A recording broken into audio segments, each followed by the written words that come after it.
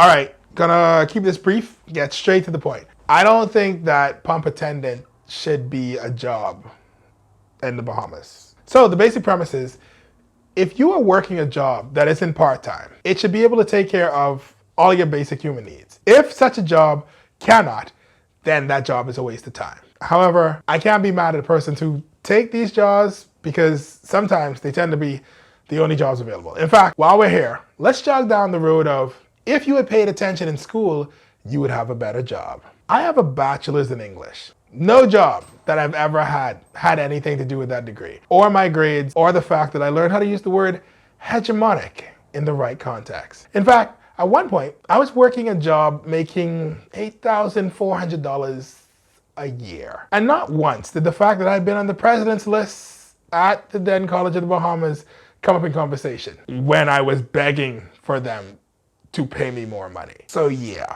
Oh, I was working full time too. Most business owners will tell you that their business model is to be as profitable as possible. That often means getting the most work out of their employees at the lowest cost to the business. A less cute way to frame this would be to call it slavery or exploitation of labor. This of course means that even well-educated persons may at some point end up screwed because of the scarcity of jobs available, or the business owners knowing that they can get away with paying you peanuts. Almonds, if you work at a fancy company, I don't know, maybe it's a foreign company. Like, I feel like those Irish companies pay you in almonds or something. Back to the topic. You can't reasonably expect someone working 40 hours a week at a minimum wage job to have the basics of life. And by basics, I am talking about the bottom of the hierarchy of need. Water, food, shelter, sleep, clothing, reproduction, and air. Have you bought water recently? Let alone shelter? Have you bought reproduction?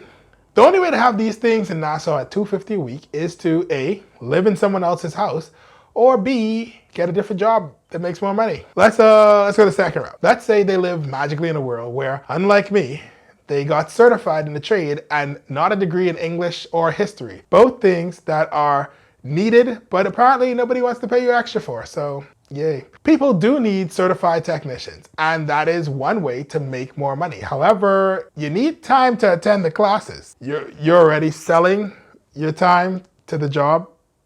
So maybe you take time out of something else. I don't know, like sleeping or friendships or reproduction. Do you guys know how expensive reproduction is? Like, no, really, it's wild. Like, how do people have babies? But that means it's possible. Oh, you thought I was gonna say it isn't possible for somebody to lift themselves up by their bootstraps if they choose to wear boots? It's not that it's impossible. It's just extraordinary.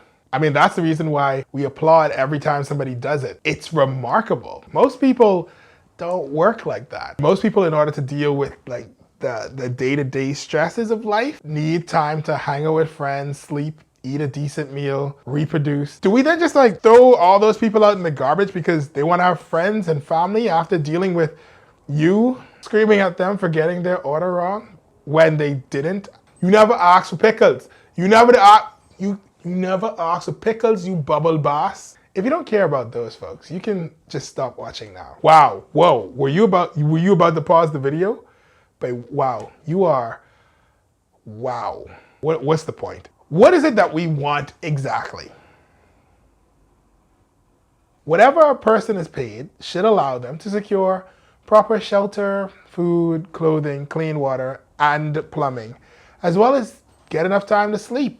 I mean, I want people to be able to buy a house if they're working a full-time job, no matter what sort of job they work. So we can do one of two things. Lower the price of everything. Pay everyone a living wage. Lowering the price of everything is near impossible. I mean, we can't get the government to regulate the cost of electricity. They ain't gonna do that for real estate. Which leaves us with the second option, pay everyone a living wage. Some fat cat probably right now is saying, if we did that, we wouldn't make a profit. Well, one, I think that is a lie. I don't think that you don't give your employees a raise because you won't make a profit. I think you don't give them a raise because you won't make as much of a profit. And that makes you, what's the word? A monster. I bet all the people taking advantage of their workers also want their workers to love them for some reason. From the waitress to the gas pump attendant to the packing boys, which, while we're here. Any business model where the employee has to depend on the kind-hearted nature of a random stranger is a horrible one. I mean, why would a random stranger give me money for doing a good job when I'm doing a good job for you, but you won't give me money? And you know what? I know packing boys aren't full-time, but for everybody who says that packing boys are learning, what exactly are they learning? How to squabble for pennies until the government stops issuing them. To be grateful to rich old men who could afford to pay us, but choose not to. To depend on handouts from random strangers. Then again, if that's the case, why not just let them go outside? Oh, that's right, because it's illegal to have children begging in the Bahamas. Back to pump attendants. These people are literally risking their lives. There are literal warnings all over gas stations about the dangers of inhaling fumes of gasoline for prolonged periods. These guys are breathing in gasoline fumes and exhaust fumes for hours daily. They should be supplied hazmat suits and hazard pay on top of their living wage. They are adding value to your business and you're being a greedy fat cat. You're risking their lives, and all because you have the wrong business model. I mean, I thought about it the other day. Outside of movies in the 1950s, when you watch television, there are no gas pump attendants. Either the driver is putting in their own gas, or it's a horror movie and the gas station owner is also the pump attendant and the killer. The business model where you pay employees enough to not die, but not enough to live, is called slavery. That goes for these terrible, terrible businesses that give employees health care, and they make a big deal out of it. You know who else did that? Slave owners. Because it's better to have a well slave than a sick one. It doesn't mean that you like them. It doesn't mean that you're a good person. It means that someone is in a situation and they are doing what they need to do to survive. What do you mean don't end on a bad note? The world is on fire and capitalists are selling water for $9.99. So I'm not gonna ask you for money after my little rant thing, but I will ask you to hit that subscribe button. You know what you should do?